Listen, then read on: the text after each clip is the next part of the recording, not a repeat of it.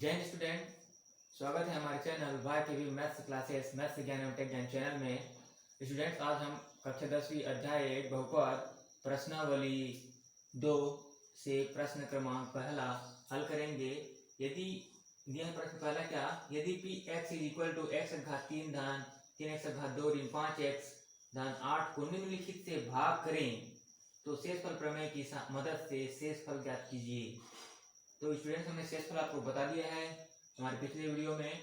तो हमारा भाजक देखो क्या हो जाएगा, पहला दूसरा तीसरा चौथा पांचवा, ये सभी भाजक हैं और ये है हमारा प्रश्न पहला दिया है, ये भाज्य है। तो यहाँ पे प्रश्न पहला चलिए हल करते हैं बच्चों। यहाँ पे पहला x धन 1, तो भाज्य हमारा P X is equal to यहाँ पे दिया है, हर सवाल में यही हमारा भाज्य होगा और भाजक बदलते जाएगा। पहला सवाल हल कर रहे हैं तो हमारा भाजक x धन 1। तो स्टूडेंट्स, यहाँ पे हमें करना क्या है पता है, क्योंकि माना भाजक इज इक्वल टू 0, भाजक इज इक्वल टू 0। तो देखिए भाजक का मान हम 0 रख देंगे तो क्या हो जाएगा, भाजक की वैल्यू क्या है, देखिए यहाँ पर रख दीजिए, भाजक की वैल्यू रख देंगे तो क्या हो जाएगा x धन 1। तो x धन 1 इज इक्वल टू 0। तो x का मान निकालेंगे यहाँ पे, तो x बराबर ऋण 1, इसको पक्षांतर कर दिए तो धन को उल्टा ऋण। तो इस ऋण 1 को हम भाज्य में रखेंगे, इसलिए तो चलिए यहाँ पे हम मान लेते हैं, समीकरण 1 मान लीजिए, हर क्वेश्चन में मान लेते हैं यहाँ पे। तो समीकरण 1 में x बराबर ऋण 1 रखने पर, तो चलिए रख देते हैं तो क्या हो जाएगा, तो P X is equal to X घात 3 धन 3x घात 2 ऋण 5x और धन 8। तो जहां जहां हमें x दिख रहा है वहां वहां -1 मतलब ऋण 1 रख देते हैं। तो क्या हो जाएगा बच्चों, यहाँ पे p माइनस 1 मतलब ऋण 1 बराबर ऋण 1 का घात 3 धन 3 गुना ऋण 1 का घात 2 ऋण 5 गुना ऋण 1 धन 8। अब इसको हम हल कर देंगे बच्चों यहाँ पे। तो p ऋण 1 बराबर क्या हो जाएगा, ऋण 1 का घात देखिए क्या है, सम संख्या है कि विषम संख्या, देखिए यहाँ पे विषम संख्या, तो ऋण 1 हो जाता है। सूत्र यहाँ पे लिख दीजिए ताकि आपको समझ में आ जाए, क्योंकि हमें पता है क्या, ऋण 1 का घात सम संख्या, सर ये विषम है तो विषम लिख दीजिए, विषम संख्या। तो क्या हो जाएगा इसका मान ऋण 1 और वह ऋण 1 का घात सम संख्या, तो इसका मान धन 1 हो जाएगा, धन 1 हो जाएगा ये। तो चलिए रखते हैं मान। अब p ऋण 1 बराबर, अब देखिए ऋण 1 का घात विषम संख्या है तो क्या आएगा, विषम संख्या है तो ऋण 1 आ जाएगा, तो ऋण 1 धन 3 गुना ऋण 1 का घात क्या है 2 सम संख्या, तो 1 आ जाएगा, ऋण 5 गुना, अब ऋण 1 का घात क्या है 1 है मतलब विषम संख्या, तो यहाँ पे गुना हो जाएगा, तो ऋण गुना धन, तो क्या हो जाएगा, सॉरी ऋण गुना ऋण का क्या हो जाएगा धन हो जाएगा, तो 5 एकम 5 और धन 8। उसके बाद बच्चों यहाँ पे p ऋण 1 का मान यहाँ पे क्या होगा, सॉल्व करते हैं। चलिए इन दोनों को सॉल्व कर दीजिए, बाकी को सेम टू सेम लिख दीजिए। ऋण 1 धन 3 एकम 3 और धन 5 और धन 8 धन 13। फिर हल कर देते हैं बच्चों, p ऋण 1 बराबर, इन दोनों को हल कर दीजिए, धन 3 और धन 13, तो कितना हो जाएगा, ऋण 1 धन 16। इसलिए p ऋण 1 का मान क्या हो जाएगा बच्चों, यहाँ पे धन ऋण 1 और धन 16 मतलब 15 हो जाएगा। ये हमारा शेषफल हो जाएगा, शेषफल ये आंसर हो जाएगा बच्चों यहाँ पे। इस प्रकार हमें हल करना है। चलिए नेक्स्ट क्वेश्चन देखते हैं यहाँ पे। चलिए नेक्स्ट सेकंड क्वेश्चन देखते हैं।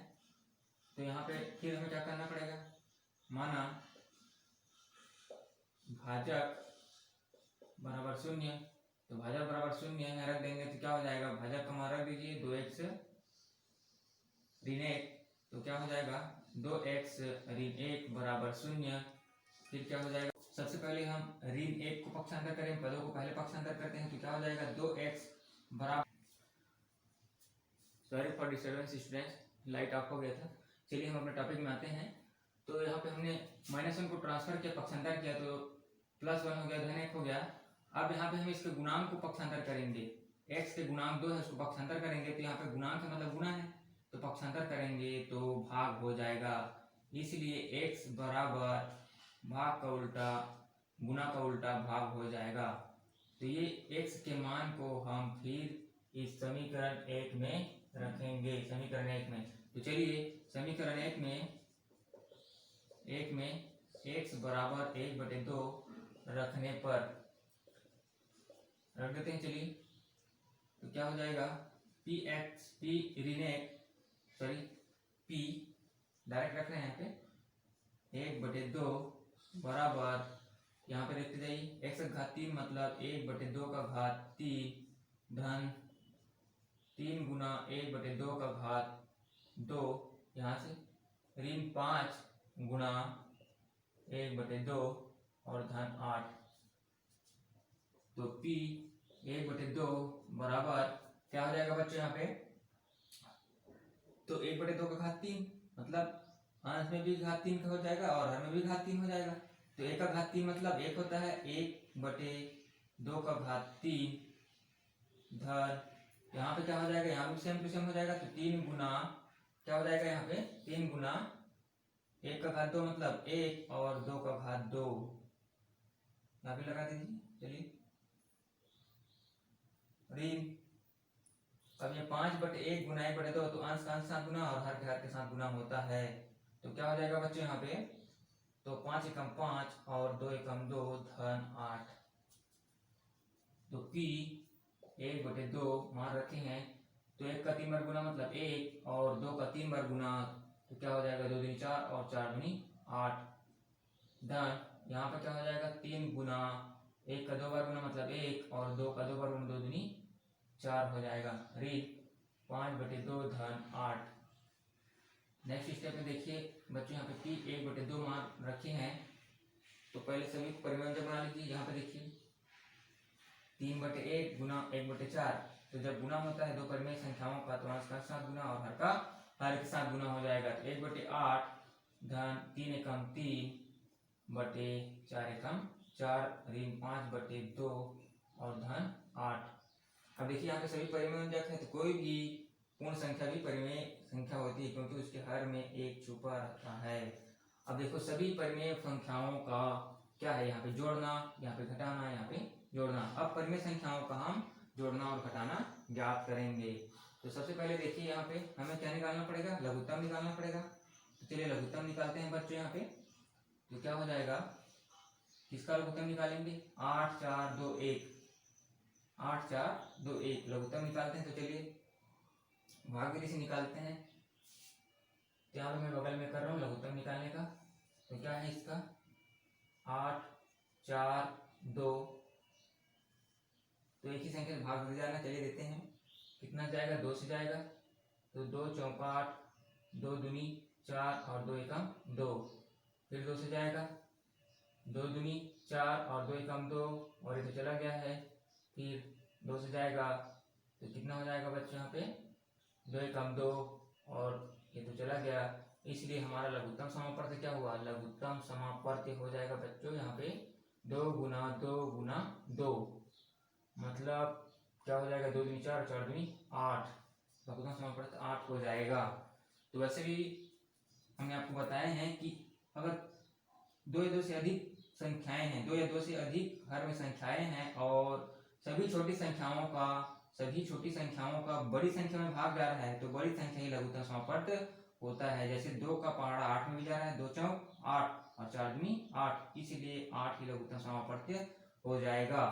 तो यहाँ पे देखते हैं बच्चों p 1/2 का अब हमने लघुत्तम निकाला है यहाँ पे, तो हर में हमारा लघुत्तम क्या हो जाएगा 8 है 8।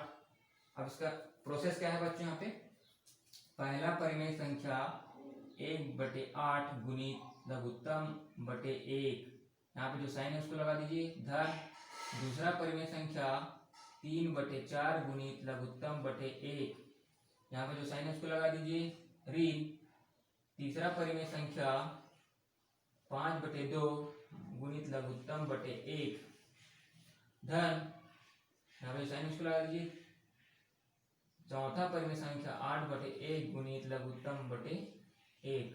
अब इसको हम हल करेंगे स्टूडेंट्स, चलिए हल करते हैं इसको। तो क्या हो जाएगा स्टूडेंट्स, इसको हल करते हैं। ये वाला स्टेप मैं यहाँ पे सेम टू सेम लिख दिया हूँ। तो चलिए देखते हैं अंश को, ये पूरा अंश है और ये हर है, तो अंश को पहले हल करते हैं। तो हमें पता है कि एक ही संख्या का भाग जाता है अंश और हर में, और तीसरा तो भाग दे देते हैं, मतलब 8 एकम 8 और ये 8 एकम 8 जब गुना हो बीच में। तो अब इधर यहाँ तीर से नहीं काटना है, यहाँ पे गुना और गुना वाले में देखना है, गुना वाले में। तो 4 एकम 4 और 4 दूनी 8, ठीक है। और ये गुना वाला है तो ये दोनों के बीच में कटेगा, देखिए 2 एकम 2 और 2 चौक 8। फिर ये तो हर में एक है तो ऑलरेडी हर एक में छुपा रहता है, हर छुपा रहता है एक में। तो P 1/2 बराबर लघुत्तम को पहले लिख दीजिए 8। अब यहाँ पे क्या बचा देखिए, 1/1 गुणित 1/1 मतलब 1 बच गया। यहाँ पे जब भी हम ऐसे लघुत्तम समापवर्तक से हल करेंगे तो सबका हर एक हो जाएगा, देखिए। तो डायरेक्ट बटे में 1 लिखने की जरूरत नहीं है, तो 1/1 मतलब 1। अब यहाँ पे बचा देखो बच्चों, यहाँ पे ये तो हर एक हो गया है ना। तो 3 गुना 2, 3 गुना 2 ऋण, यहाँ पे 5 गुना 4, 5 गुना 4 धन 8 गुना 8। उसके बाद चलिए देखते हैं बच्चों यहाँ पे, तो चलिए इसको हल कर देते हैं आगे। P 1/2 बराबर लघुत्तम 8 है, तो 1 धन 3 दूनी 6 ऋण 5 चौक 20 धन 8 64। तो ये P 1/2 बराबर क्या हो जाएगा बच्चों, यहाँ पे देखिए। चलिए पहले हल करते जाते हैं, इन दोनों को पहले हल करते हैं। धन धन है, एक के सामने में धन है और 6 के सामने में धन है, तो हमें सबसे पहले काम है हर को लिखना। तो 7, अब इन दोनों को हल कर देते हैं। देखिए 20 के सामने ऋण है और 64 के सामने में धन है, और तो ऋण और धन का ऋण मतलब घटाना, तो 64 में हम घटा देते हैं 20, तो कितना हो जाएगा 44 हो जाएगा। और बड़ी संख्या के सामने चिन्ह क्या है धन, उसको हम धन लगा देंगे स्टूडेंट्स यहाँ पे। अब इसको चलिए हल करते हैं आगे। स्टेप P 1/2 बराबर, अब 7 में 44 जोड़ दीजिए तो कितना हो जाएगा, 7 4 11 मतलब 51/8 हो जाएगा बच्चों यहाँ पे, 51/8। अब देखिए यहाँ पे अंश और हर में सरलता रूप में लिखते हैं तो कट रहा है क्या, ये तो विषम है और विषम है तो पहाड़ा कहाँ जाएगा, इसलिए हमारा शेषफल क्या हो जाएगा, इसलिए शेषफल P 1/2 बराबर 51/8 आंसर हो जाएगा स्टूडेंट्स। नेक्स्ट क्वेश्चन देखते हैं बच्चों यहाँ पे। चलिए स्टूडेंट क्वेश्चन नंबर 5 देखते हैं। क्वेश्चन नंबर 3 और 4 आप क्वेश्चन नंबर 1 के अनुसार ही बनाएंगे, क्योंकि दोनों सेम टू सेम है, बाकी दोनों सेम टू सेम है। पक्षांतर करेंगे ये परिमेय संख्या वाला है तो आपको समझ में नहीं आएगा, जिसको हम चलिए हल करते हैं। तो यहाँ पे हम सेम प्रोसेस करेंगे। तो यहाँ पे हम x का मान निकालेंगे, तो धन 1/3 को पक्षांतर करेंगे, क्या हो जाएगा स्टूडेंट्स यहाँ पे x बराबर ऋण 1/3। तो इस मान को हम फिर इस समीकरण 1 में रख देते हैं, इसलिए समीकरण 1 में x बराबर ऋण 1/3 रखने पर चलिए रख देते हैं स्टूडेंट्स। यहाँ पे क्या हो जाएगा, Px बराबर x घात 3 धन 3x घात 2 ऋण 5x धन 8। तो यहाँ पे चलिए रखते हैं x की जगह में ऋण 1/3, तो चलिए रख दीजिए P ऋण 1/3 बराबर क्या हो जाएगा बच्चों, यहाँ पे ऋण 1/3 का घात 3 धन 3 गुना ऋण 1/3 का घात 2 ऋण 5 गुना ऋण 1/3 धन 8। नेक्स्ट स्टेप में चले देखते हैं स्टूडेंट्स यहाँ पे। तो P ऋण 1/3 बराबर, अब यहाँ पे चलिए कोष्टक खोल देते हैं दोनों ऋण वाला में।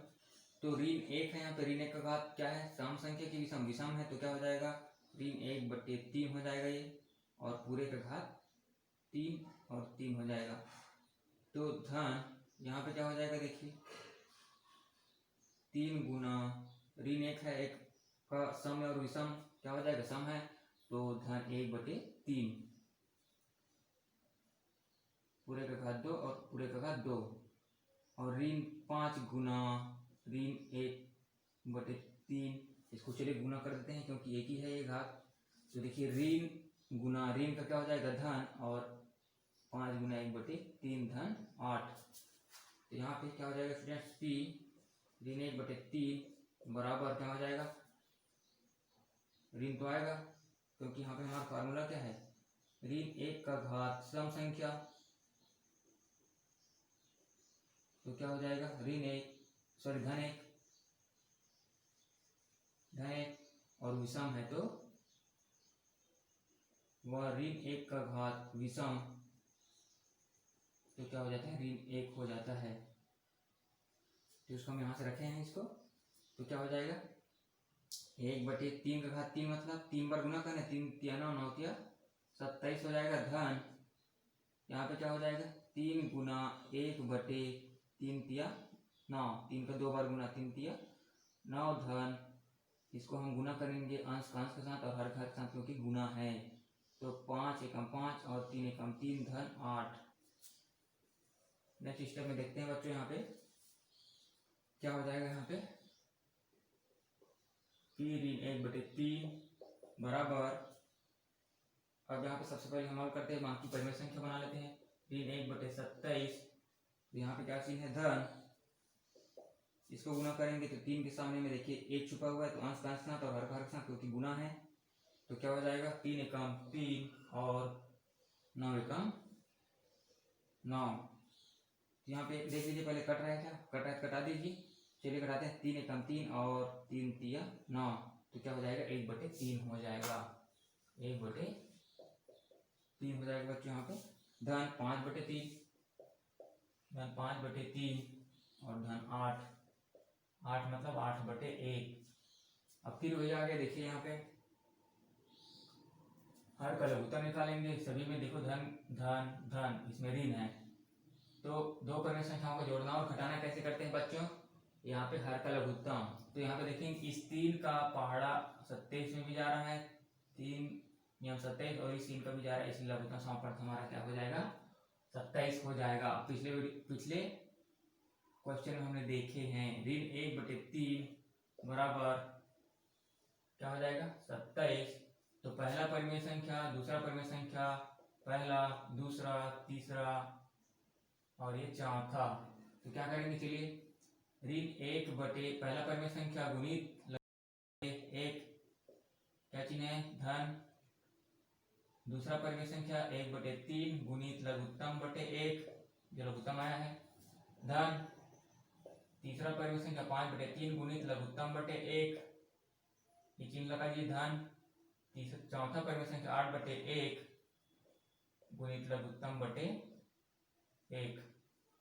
तो चलिए इसको हल करते हैं बच्चों, यहाँ पे p ऋण 1/3 बराबर क्या हो जाएगा, चलिए हल करते हैं, 27 एकम 27 और 27 एकम 27, 3 एकम 3 और 3 नियम में 27, 3 एकम 3 और 3 नियम में 27, और ये हर तो एक है कोई दिक्कत नहीं है, तो हमारा हर क्या है 27। अब अंश का जो हर है सब 1 हो जाता है, इसलिए यहाँ पे क्या बचा, देखो 1/1 तो ऋण 1 धन 9 गुणित 1 मतलब 9 एकम 9 धन 5 गुना 9 5 गुना 9 5 गुना 9 धन 8 गुना 27 8 गुना 27। चलिए इसको हल करते हैं स्टूडेंट्स, p ऋण 1/3 बराबर, चलिए गुना को पहले कर लेते हैं, 27 ऋण इसे हल कर रहा है देख लीजिए, यहाँ हल हो रहा है तो डायरेक्ट हल करते जाइए, ऋण 1 और धन 1 क्या हो जाएगा, 8 हो जाएगा, धन 8 और धन, इसको गुणा कर लीजिए पहले, 5 नियम में 45 धन 8 का गुना 27 से करेंगे, तो चलिए करते हैं, 8 सत्ते 56 पे 6 हासिल है 5 और 8 दूनी 16 और 16 और 5 21 216।